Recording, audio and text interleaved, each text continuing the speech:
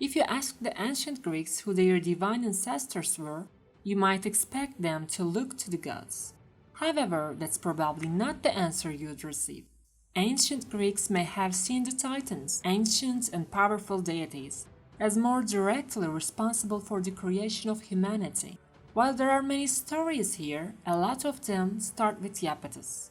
Iapetus was a titan of Greek mythology who played a major role in shaping the cosmos through his own actions and in shaping the fate of humanity through the actions of his sons. In fact, Iapetus is so connected to humanity that his role in Greek religion was as the deity of mortality.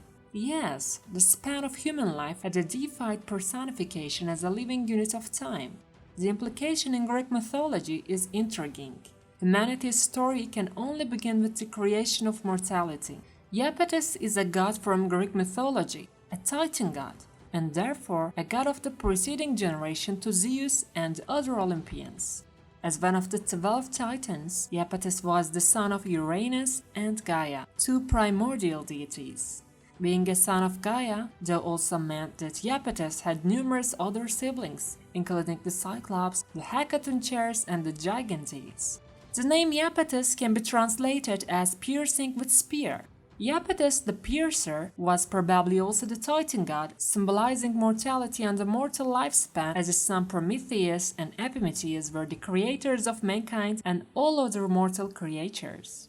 Iapetus is arguably most famous for being a father, for by the ancient Clymene or Asia, the Titan god was father to Atlas, Prometheus, Epimetheus, and Menicius, 4 second-generation Titans. All 4 sons would in their own way make Zeus angry, and were punished to a lesser or greater degree, just like Iapetus.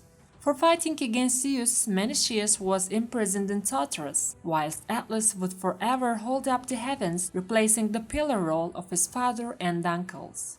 Prometheus and Epimetheus did not fight against Zeus, and were even tasked with bringing forth life. But Prometheus gave too much in his role as benefactor of men, and would spend years chained in the Caucasus Mountains. Epimetheus was given a present by Zeus, Pandora, a woman created to be his wife, but it was Pandora who released all of the evils into the world. Iapetus' sons were thought to have been the ancestors of humans, and that they had some detrimental qualities that not only led to their own demise, but they also passed them down to humans. So, although Prometheus was clever, he bequeathed scheming to mankind. Epimetheus, guileless as he was, passed down stupidity. Atlas, being powerful and patient, gave excessive daring, and finally Menicius, an arrogant personality, bequeathed violence. Another occasionally named child of Iapetus is Anchiale, a Titan goddess of the warming heat of fire. This child is only named by Stephen of Byzantium in the 6th century AD. And even then, the work only survives in fragmentary form. Iapetus was also considered the personification of one of the 4 pillars that hold the heavens and the earth apart, a role that he later bequeathed to his son Atlas.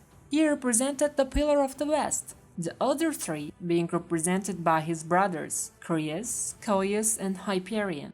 The 4 brothers actively played a role in the dethroning of their father Uranus, as they were all in the 4 corners of the earth. They held Uranus firmly in place, while their brother Cronus castrated him with an adamantine sickle. The golden age of Greek mythology would come to an end when Zeus came of age, and rose up against his father Cronus and the other Titans.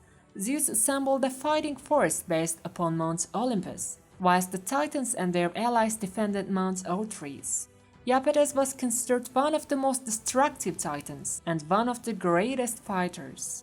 Unfortunately, there are no surviving texts from antiquity that details events in the Titanomachy, the 10-year war between Titans and Olympians.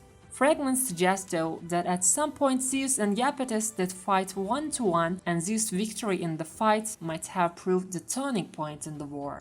Zeus, of course, immersed victories in the Titanomachy, and subsequently his enemies were punished, and it was generally said that the defeated Titans were sent to Tartarus, the hellhole of the underworld, and imprisoned there.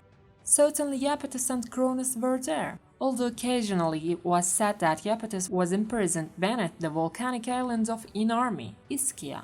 The Titans imprisoned in Tartarus were said to reside there for eternity, although a few surviving sources do tell of Zeus releasing them in an act of clemency years later. Thanks for watching.